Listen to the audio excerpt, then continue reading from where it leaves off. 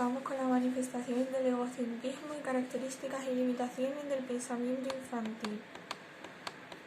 Son 5, serían animismo, artificialismo, fenomenismo, finalismo y realismo. El animismo es cuando les otorgan los sentimientos y emociones a los objetos inanimados. Ya pueden ser juguetes o puede ser una mesa, una silla. Piensan que tienen emociones y sentimientos igual que las personas, igual que... Bueno, y tampoco podría diferenciar entre... Bueno, aquí no lo pone, pero no sé si podría diferenciar entre los sentimientos de los animales. Igualmente tampoco suelen ser muy sensibles a esa edad, en el sentido de... como son bastante egocéntricos, no es que tengan muy en cuenta, a menos de que tengan mucho apego a esos objetos o lo que sea, ¿no? Y bueno, aquí el ejemplo que sale es que las plantas lloran, que si se ha golpeado con la mesa, es la mesa quien le ha golpeado a ella, que si le cortamos una pata a la silla le va a doler, y que las cosas, eso pues un muñeco necesita dormir y jugar y comer. Después tenemos el artificialismo, que el niño piensa que todas las cosas que ve de la naturaleza los ha hecho el ser humano.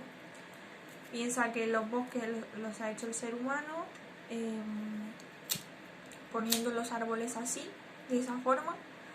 Piensa que el mar está hecho han cavado un agujero y han puesto agua, que las montañas han amontonado tierra, y etcétera.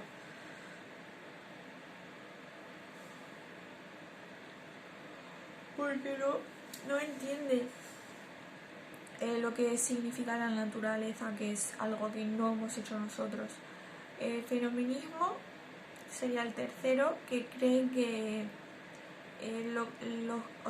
las cosas que él piensa o él hace tienen una relación con las otras cosas que pasan.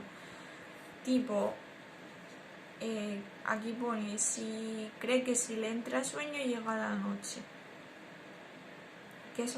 Que todo es una casualidad mágico-fenomenística y cualquier cosa puede ser causa de otra.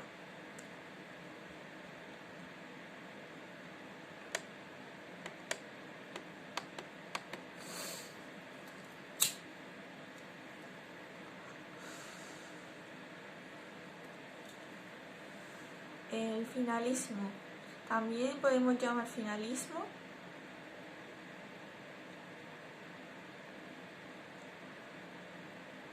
Si se piensa que los elementos de la naturaleza...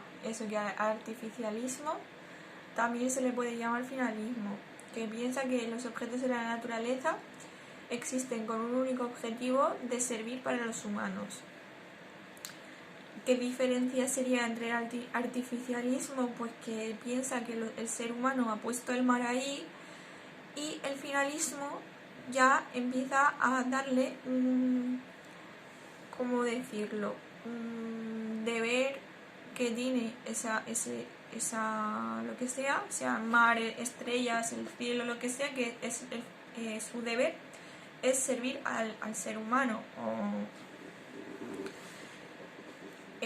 Es decir, que el cielo está ahí para que lo pueda mirar y le guste, un ejemplo. Y luego el realismo, pues que no diferencia el mundo psíquico de lo físico y piensa que sus pensamientos y sentimientos y deseos son tan reales como lo físico. Bueno, esto tiene mucho que ver, aquí no lo pone, ¿no? Pero según yo tiene mucho que ver cuando estábamos hablando en otros temas. Las necesidades tan imperiosas que tienen de satisfacer sus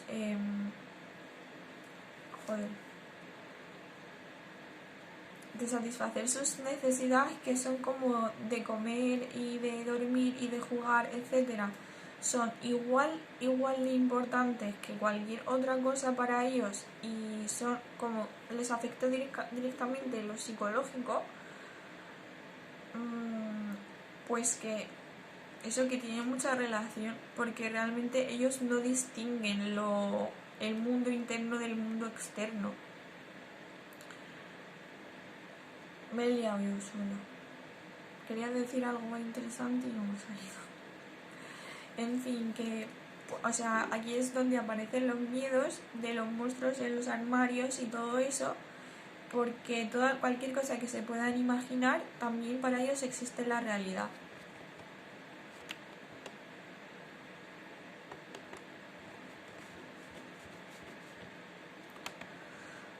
Y luego otras limitaciones es que, por ejemplo, a los 4 años, un niño mira afuera y ve que está lloviendo y no tiene un control del antes y del después. No puede explicar el cómo está cayendo la lluvia desde el cielo y todo el ciclo del agua, por ejemplo, no lo puede entender. Mientras que a los 7 años ya cuestiona que antes no estaba lloviendo, ahora está lloviendo y después dejará de llover. Mientras que a los 4 años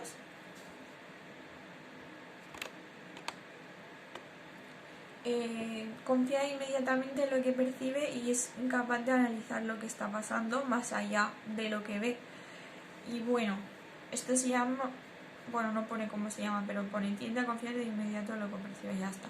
Y luego ya el segundo sí tiene nombre, centraje o centración frente a descentración, que a los 4 años solamente se centra en un aspecto de la realidad, que sería centración, y es una realidad observable, mientras que a los 7 años pues ya puede hacer un análisis completo y riguroso. Aquí sería el típico momento de que los padres se van a trabajar y no puede llegar a analizar más allá de lo que el niño ve, que lo que ve es que luego su padre viene y hay un momento del día que no está, pero no puede llegar a entender qué está pasando realmente. Mientras que obviamente a los 7 años pues sí que lo entiende y sería un comportamiento típico entre hermanos. Por ejemplo, si uno tuviera 7 años y otro tuviera 4, que el de 7 años le diría no llores, tal, luego vuelve, y el niño de 4 años como que hasta que no se lo dices con palabras, él por sí solo no es capaz de analizar la situación. Estados presentes frente a transformaciones. Aquí otra vez llega lo que estuvimos diciendo en los vídeos anteriores, de cuando les ocultabas un objeto que no eran capaces de saber qué estaba pasando con el objeto.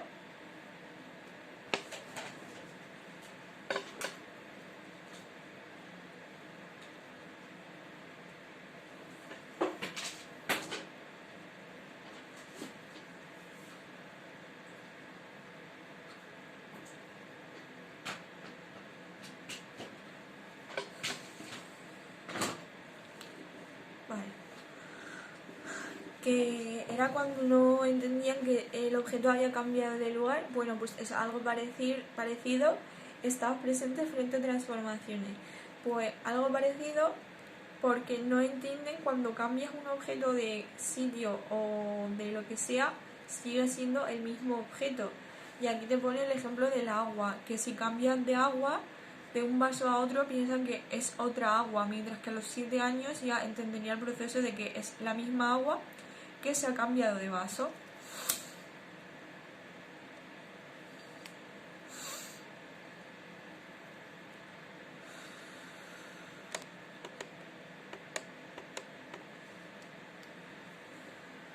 Irreversibilidad frente a reversibilidad.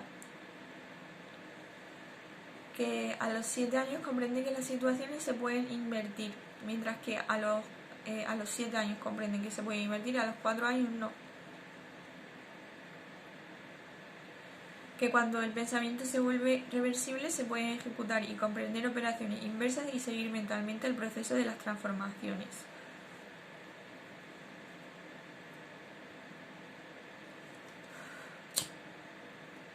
No sé, esto a qué se refiere, la verdad, no lo entiendo. No sé si se refiere a que, por ejemplo, ya sería más psicológico-emocional, tipo yo te he hecho enfadarte, si te pido perdón lo podemos solucionar, o si se ha roto un juguete se puede volver a arreglar. No sé si se refiere a eso. Hombre, yo sí que he visto la irreversibilidad en menos de 7 años. Que sí que lo puedan entender, que se ha roto pero se puede arreglar, no sé a qué se refiere en concreto.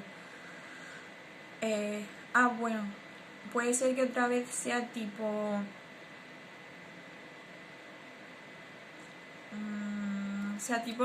por ejemplo, castigo, que que si se le castiga sin comer un helado,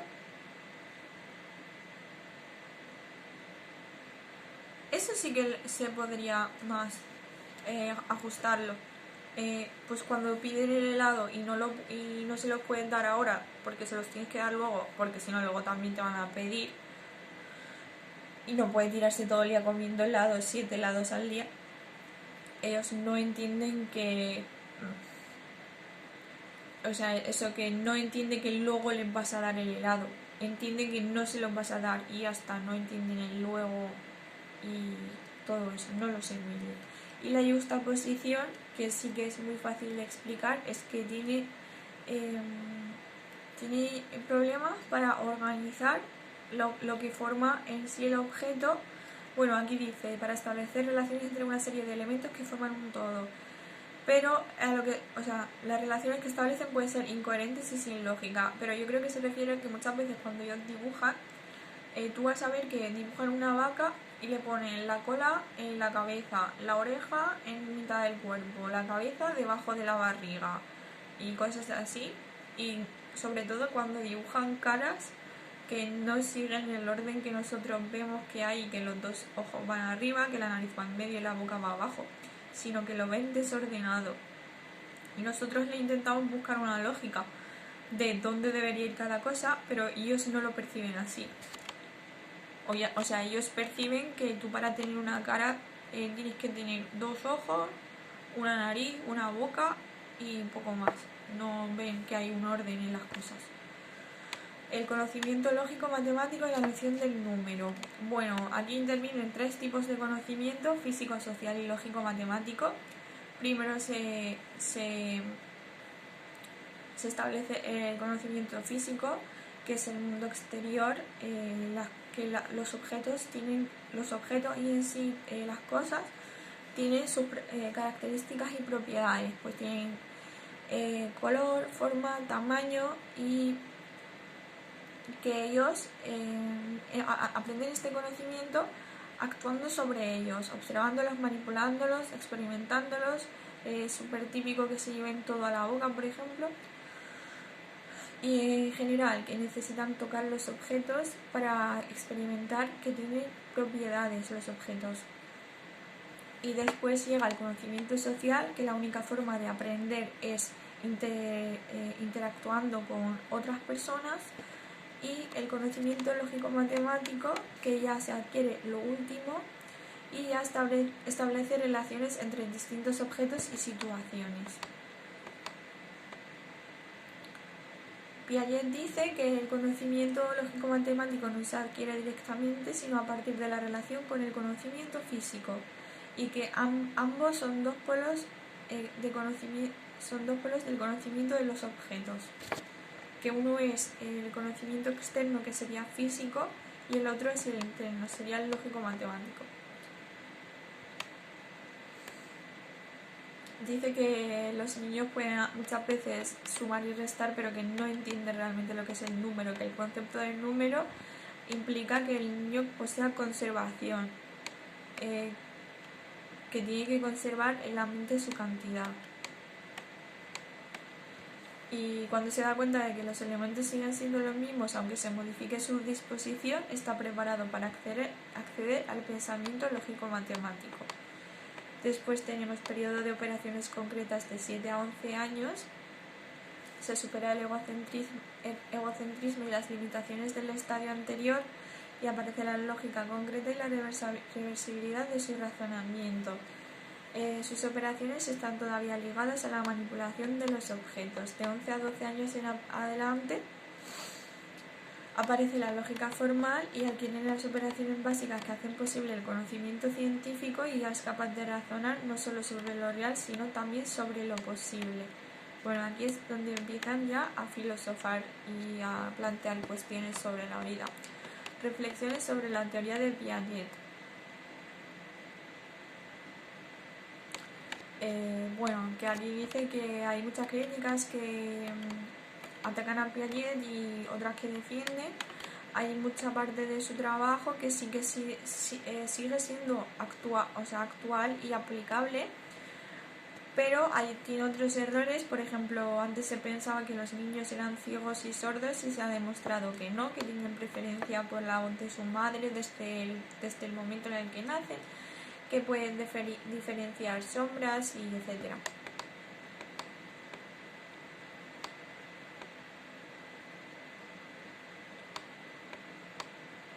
Bueno, voy a saltarme esta crítica a Piaget porque tampoco es importante.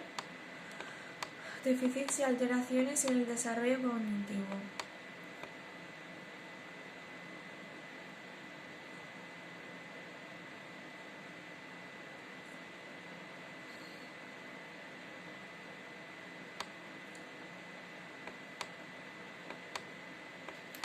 Déficits y disfunciones más frecuentes. El retraso mental. Se diagnostica retraso mental si el cociente intelectual en el individuo es aproximadamente de 70 o 75 inferior. Una evaluación válida ha de considerar la diversidad cultural y lingüística. Mirad, yo pensaba que eran menos de 90. O sea que hay gente por ahí de un coeficiente intelectual de 80 que puede votar. Y no son considerados retrasados mentales. Pero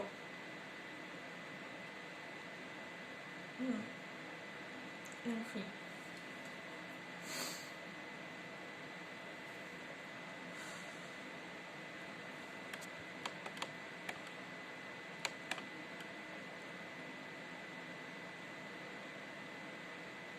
Se valora la existencia de discapacidades significativas en 2 o más áreas de habilidades adaptativas. Comunicación, autocuidado, vida en el hogar y salud, seguridad, etc. La edad de comienzo del retraso mental es inferior a los 18 años. Obviamente, este tipo de gente con un retraso mental se diagnostica desde siempre, porque les pasa algo que, yo qué sé, digo yo que no es tan difícil ver que una persona tiene menos coeficiente intelectual que otra. Que, a ver, claro, aquí no sé si lo pone, pero cuando se considera que una persona es retrasada mental en el sentido de que tiene un problema y necesita, que no puede ser autosuficiente consigo mismo, como se dice, que no tiene su propia autonomía, ¿no? Pues que más allá de sus capacidades intelectuales, de que no pueda, pues por ejemplo, estudiar y hacer un estudio normal de primaria y secundaria, sería ya más trasladado a su vida familiar, social y su vida privada. Que, bueno, como dice, habilidades adaptativas de comunicación, autocuidado, vida en el hogar y salud y seguridad. Porque, a lo mejor, vale, no es capaz de estudiar porque le cuesta mucho, pero sí puede ser autosuficiente en su casa y puede vivir solo perfectamente y sabe que tiene un tipo de problema de retraso, pero por ejemplo es muy cuidadoso y puede llegar a recordar que tiene que apagar el gas cuando cocina y puede llegar a cocinar comida simple. Obviamente necesitaría mucha ayuda, pero eso que sería como más autosuficiente que otros. En fin, no sé por qué tengo que especificar esto porque creo que todo el mundo lo tiene claro. Y total, hasta 1973 se clasificaban en 5 categorías y el único criterio era el cociente intelectual. Límite o borderline era de coeficiente intelectual de 70 a 85. Ahora entiendo porque yo pensaba que era menos de 90, tipo 80. leve sería 50-70, moderado 36-50, ostras, grave 20-35 y profundo inferior a 20. A ver, supongo que sería muy difícil diagnosticar una persona que tenga un coeficiente intelectual menos de 50 porque sería como no tendría mucha, ¿cómo decirlo?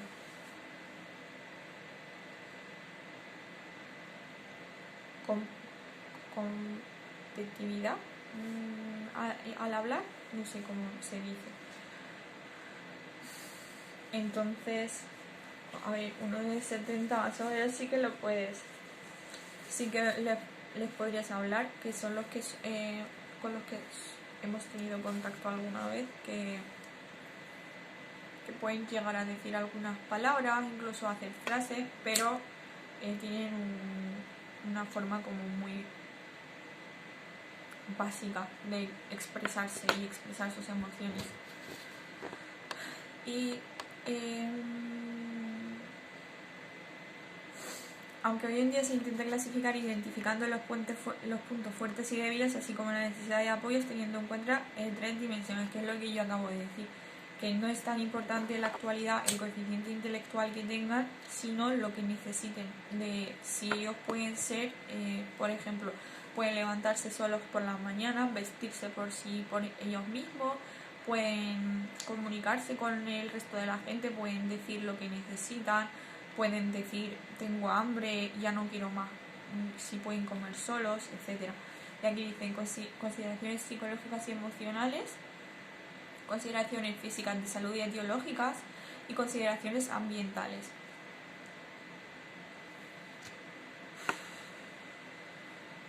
¿Y qué diferencia habría un retrasado mental de un coeficiente intelectual más alto que el otro? Pues que a lo mejor uno, o incluso puede ser que uno sea inferior y otro sea superior, y el de coeficiente intelectual todavía más bajo, cuando quiera hacer sus necesidades fisiológicas, pueda llegar a comunicar que necesita ir al aseo o que lo está haciendo en pañal, mientras que el otro no lo hace. Entonces son ese tipo de cosas los que se tienen en cuenta para, supongo yo, para ver qué grado tienen, si es muy independiente o más autónomo. Después, por lo tanto, para conocer los apoyos necesarios tenemos en cuenta tanto el funcionamiento intelectual y las habilidades adaptativas. Los evaluamos para hacer un buen diagnóstico, como las 3 dimensiones anteriores evaluadas para clasificar el retraso mental. La etiología del retraso... El retraso mental se relaciona con factores orgánicos o genéticos, anomalías cromosómicas, por ejemplo, como el síndrome de Down, también conocido como trisomía del par 21, factores ambientales como los conocidos casos de niños salvajes que sufrieron de privación sensorial. Bueno, esto lo voy a contar porque me parece súper interesante. Por ejemplo, actualmente los del síndrome, o sea, antes, en los siglos anteriores, los síndromes de Down tenían muy poca esperanza de vida y actualmente tienen una esperanza de vida casi normal, como el resto de la gente.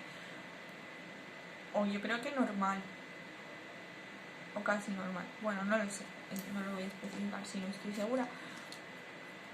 Y además, los síndromes de Down ahora también se clasifican por grado de... Joder, es que se me van las palabras conforme lo abro la boca.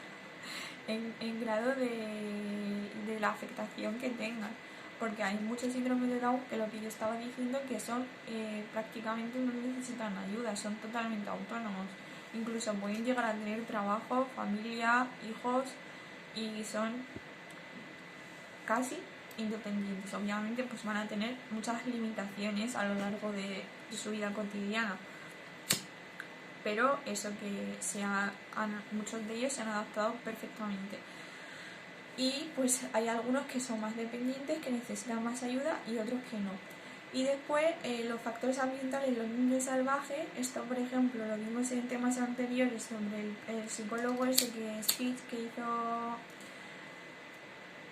que hizo experimentos sobre los bebés, pues sería como llevado más lejos que los niños que no han tenido, bueno, aparte de la deprivación sensorial, que sería lo que él hizo, y sensorial y emocional, pues que no han interactuado con otros seres humanos que también tienen un retraso en todos los sentidos, porque no han podido desarrollar sus funciones cognitivas, intelectuales.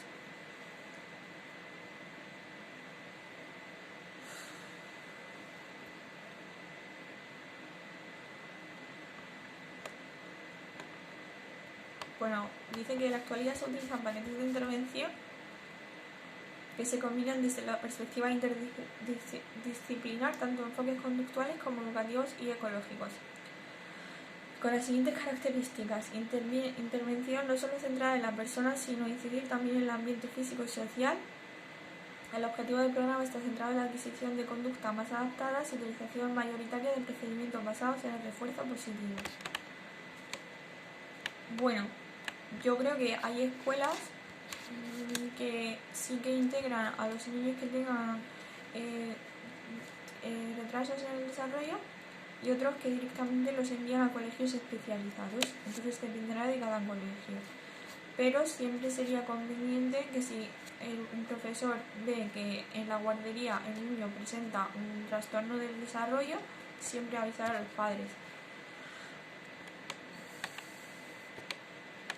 Que avisaríamos a los padres después de elaborar un esquema del por qué creemos que el niño podría tener algún tipo de retraso del desarrollo. Y trastornos generalizados del desarrollo. Una de las clasificaciones diagnósticas más utilizadas es la DSM-4 de la Asociación Americana de Psiquiatría. Incluye el trastorno autista en la categoría diagnóstica de trastornos generalizados del desarrollo, que es TGD. El DSM-4, bueno, no sé exactamente cuál es, pero estas son las palabras, o sea, son como siglas, o sea, son como informes, hojas que están en internet o tienen las personas cualificadas para ello, y con eso es con lo que hacen la evaluación del paciente. Y junto con el trastorno de Asperger, el trastorno de Rett, el trastorno desintegrativo de la niñez y los trastornos generalizados del desarrollo no especificados. Y los trastornos se caracterizan por presentar una perturbación grave y generalizada en varias áreas del desarrollo, alteración cualitativa de las interacciones sociales, de la comunicación y del lenguaje, y comportamientos ritualizados y estereotipados.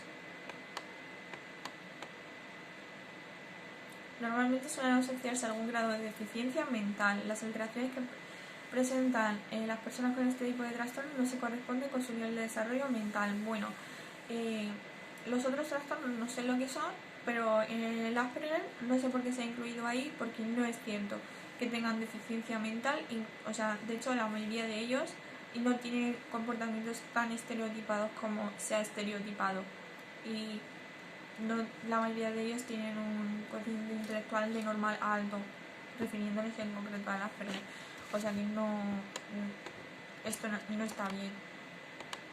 Alumnos superdotados. Bueno, el niño es superdotado cuando tiene un coeficiente intelectual superior a 140. Noción cuantitativa, y que presenta rasgos excepcionales de la personalidad desde el punto de vista cualitativo. Talento creador en uno o varios campos. Presentan un alto nivel de creatividad y un alto grado de motivación y dedicación a las tareas. Pueden dedicar una gran cantidad de energía y de tiempo a realizar una actividad específica o a resolver un problema. La reflexión debe basarse en el análisis de diferentes aspectos, como son su nivel de competencia curricular, un estilo personal de aprendizaje, sus cualidades y habilidades especiales, motivaciones, intereses y el tipo de relaciones que establece con los demás.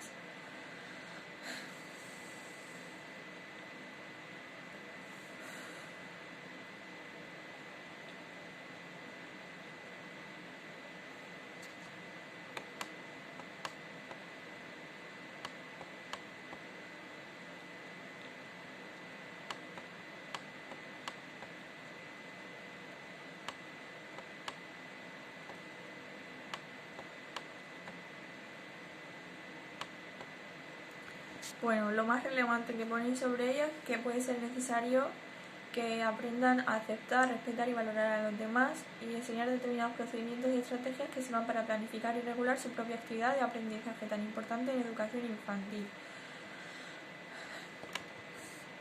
Necesidades educativas especiales.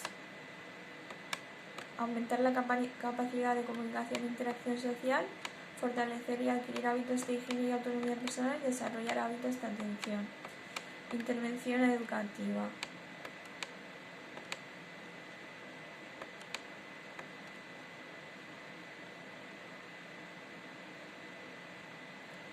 Bueno, aquí nos da una serie de indicaciones como de la prehistoria. Que hasta los 6 meses colocar en las muñecas del bebé alternando pulseras que produzcan sonidos para que miren sus manos.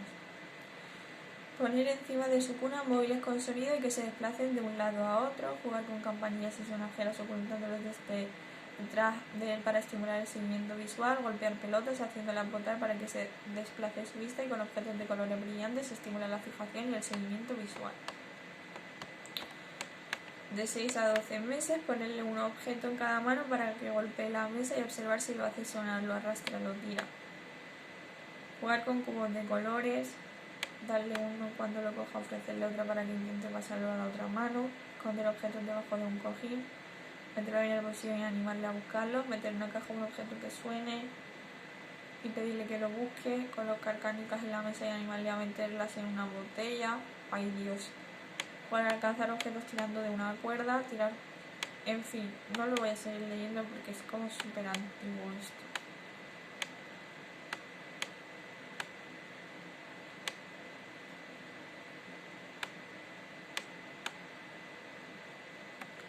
Las fichas y el desarrollo cognitivo. Inconvenientes que es necesario que conozcamos. No respetar el carácter individual del aprendizaje.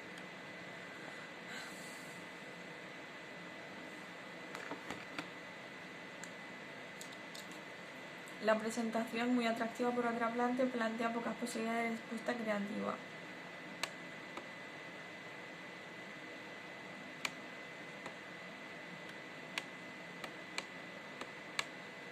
Bueno, tonterías.